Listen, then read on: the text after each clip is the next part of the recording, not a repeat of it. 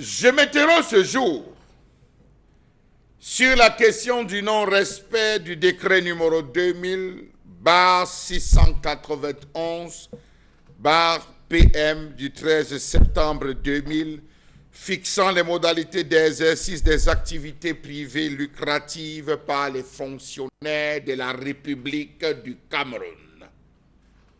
Selon les informations du Conseil supérieur de l'État, plus de 203 fonctionnaires, après une accusation savamment dosée et portée, sont accusés d'avoir contourné la loi pour gagner des marchés publics.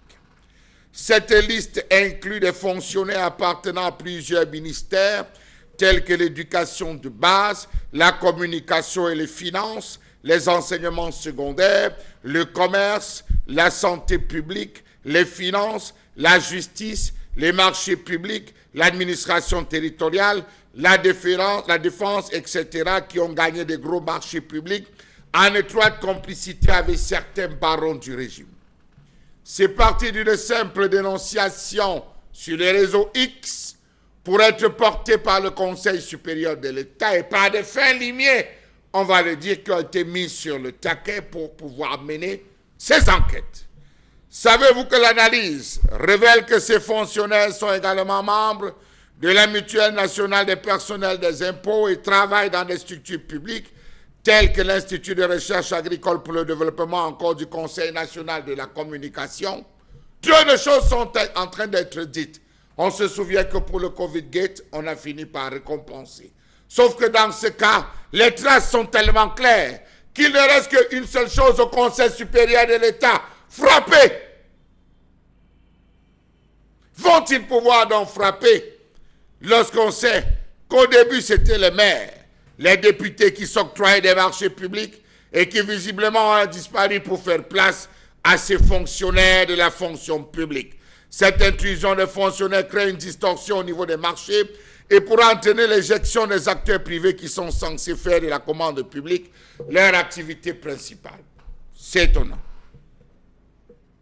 Très étonnant que les opérateurs économiques soient devenus les porteurs de sacs des fonctionnaires. Entre 2016 et 2018, les détournements ont généré 489,6 milliards de francs CFA de flux financiers selon l'Agence nationale de l'investigation financière. Ces fonds détournés sont souvent blanchis par des investissements dans l'immobilier, la vente d'automobiles et la création de quincailleries, des salles de jeux de hasard et de casinos.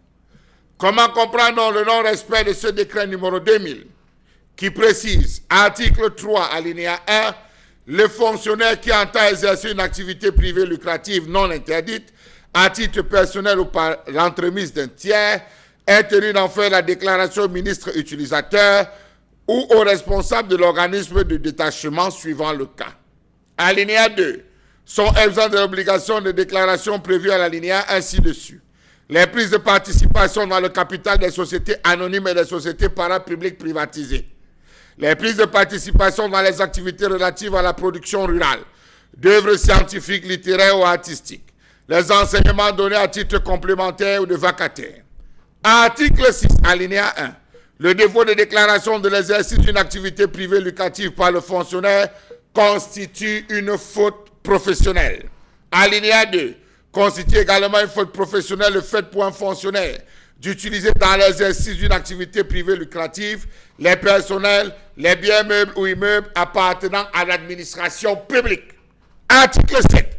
Les dispositions du présent décret s'appliquent également aux agents de l'État relevant du Code du travail.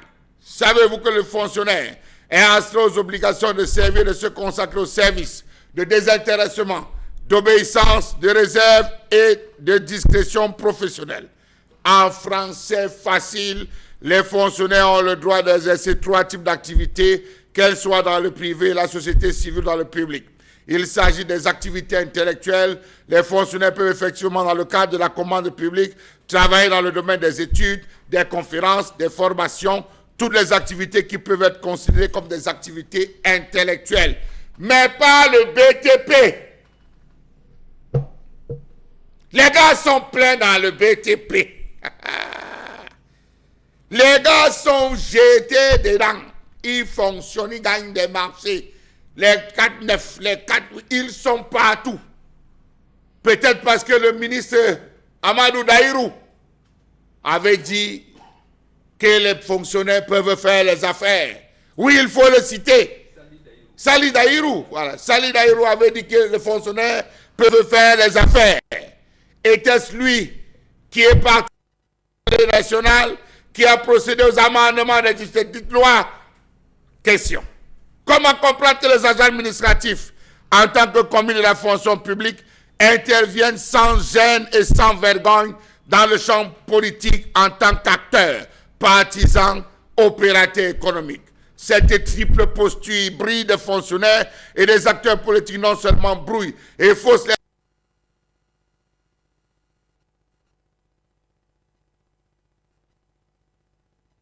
les hôpitaux, les routes, les ponts, les écoles, les logements sociaux, les bâtiments publics.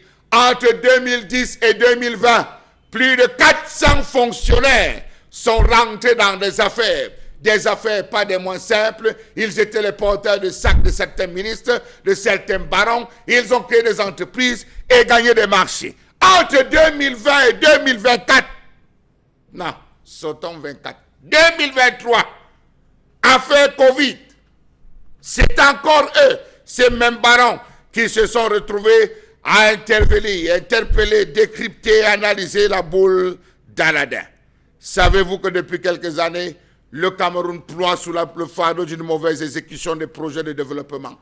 On ne mature jamais les projets, ce sont les mêmes qui sont aux affaires, ce sont les mêmes qui mangent et ça on regarde. Non-respect de la déontologie dans le cadre des marchés publics, violation des dispositions du code dans la passation de certains marchés, violation de l'article 9 durant la signature des lettres de commande en faveur des prestataires. Savez-vous que l'excès de copinage a occasionné une mauvaise gestion du système de passation des marchés qui a nécessairement un impact négatif sur l'économie nationale et le développement, car elle entraîne un gaspillage des fonds publics, une détérioration de l'état des infrastructures, une mauvaise exécution des projets de développement. Leur coût augmente et les délais d'exécution sont rallongés à cause des longueurs, des lenteurs, des annulations et des diverses contestations qui surviennent lors de la procédure d'attribution des marchés. Un mauvais fonctionnement des services publics. Alors le Conseil supérieur de l'État, qu'attendez-vous? Ah, j'oubliais. Il faut transmettre les rapports acquis de droit.